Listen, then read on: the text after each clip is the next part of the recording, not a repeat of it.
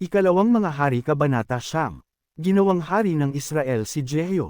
Samantala, tinawag ni Propeta Eliseo ang isa sa mga propeta at inutusan, magbihis ka. Pumunta ka sa Ramoth Gilead at dalhin mo ang langis na ito.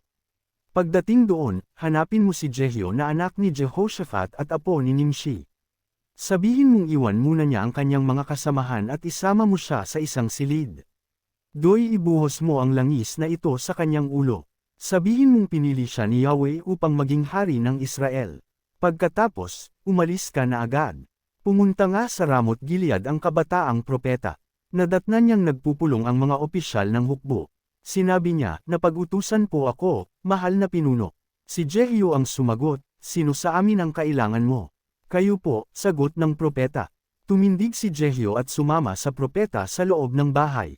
Pagdating doon, ibinuhos niya sa ulo ni Jehu ang langis sabay sabi, ganito ang sabi ni Yahweh, ang Diyos ng Israel, binubuhusan kita ngayon ng langis upang maging hari ng Israel na kanyang bayan.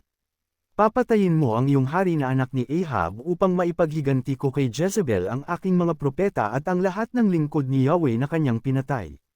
Mauubos ang angka ni Ahab at papatayin ko ang mga anak niyang lalaki sa Israel, maging alipin o malaya. Gagawin ko sa pamilya niya ang ginawa ko sa pamilya ni Jeroboam na anak ni Nebat, at ni Baasa na anak ni Ahiz. Si Jezebel ay lalapain ng mga aso sa kaparangan ng Jezreel at walang maglilibing sa kanya. Pagkasabi nito, dali-daling umalis ang kabataang propeta. Nang bumalik si Jehu sa kanyang mga kasamahan, tinanong siya ng mga ito, ano ang nangyari? Anong kailangan sa iyo ng luko-lukong iyon? Sinabi niya, alam na ninyo kung anong gusto ng luko-lukong iyon. Ano nga ang sinabi niya? Tanong nila, at sinabi niya, ganito ang sabi niya, inutusan ako ni Yahweh na buhusan kita ng langis upang ikay maging hari ng Israel. Pagkarinig nito'y dali-dali nilang inalis ang kanilang mga balabal at inilatag sa paanan ni Jehu. Hinaypa nila ang trumpeta at saka sumigaw, mabuhay si Jehu. Mabuhay ang hari. Pinatay ni Jehu si Joram.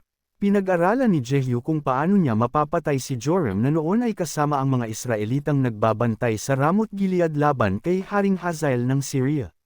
Si Haring Joram ay bumalik noon sa Jezreel upang ipagamot ang sugat na tinamo sa pakikipaglaban kay Haring Hazael at sa mga tauhan nito. Sinabi ni Jehu, kung talagang kakampi ko kayo, isa man sa kanila'y huwag ninyong pababayaang makapunta sa Jezreel upang ibalita ang nangyaring ito. Sumakay siya sa kanyang karwahe upang puntahan si Joram sa Jezreel na noon ay dinadalaw ni Haring Ahazias ng Juda. Mula sa tore ng Jezreel, natano ng bantay ang pangkat ni Jehu. Sinabi niya, may isang pangkat na dumarating. Sumagot si Joram, sabihin mong salubungin ang isa nating mga ngabayo at itanong kung mga kaibigan ba sila o mga kaaway. Kaya sinalubong sina Jehu ng isang mga ngabayo at sinabi, ipinatatanong po ng hari kung kayo'y kaibigan o kaaway. Sumagot si Jehu, kaibigan man o kaaway, wala akong pakialam. Sumunod ka na lang sa akin.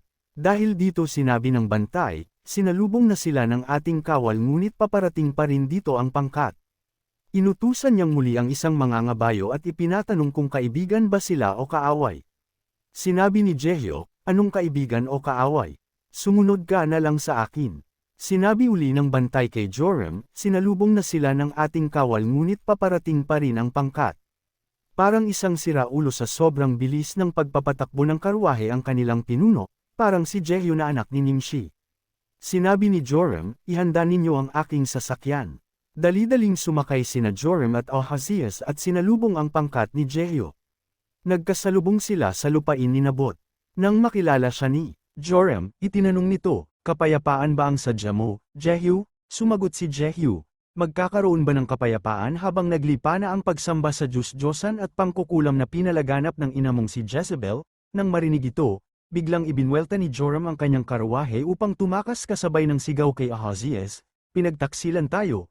Ngunit buong lakas na panyana ni Jehu si Joram, tinamaan siya sa likod at tumagos ang palaso sa puso, bumagsak si Joram sa loob ng karwahe. Sinabi ni Jehu sa kanyang katulong na si Bidkar, buhatin mo siya at ihagis sa lupa ni Nabot ng Jezreel, alalahanin mo ang pahayag ni Yahweh laban sa ama niyang si Ahab noong tayo'y kasama pa niya. Nakita mo ang pagkamatay ni Nabot at ng kanyang mga anak, gagantihan kita sa lupaing ito, kaya nga, buhatin mo siya at ihagis sa lupa ni Nabot, Upang matupad ang sinabi ni Yahweh, pinatay ni Jehu si Ahazias nang makita ni Ahazias ang nangyari, tumakas siya papuntang Beth Agan, ngunit ipinapana rin siya ni Jehu at siya'y bumagsak sa loob ng karawahe ng paahon nito sa Ger na malapit sa Iblim, gayunman, nakatakas siya sa Megiddo at doon namatay, ang bangkay niya'y kinuha ng kanyang mga tagapaglingkod at isinakay sa karawahe.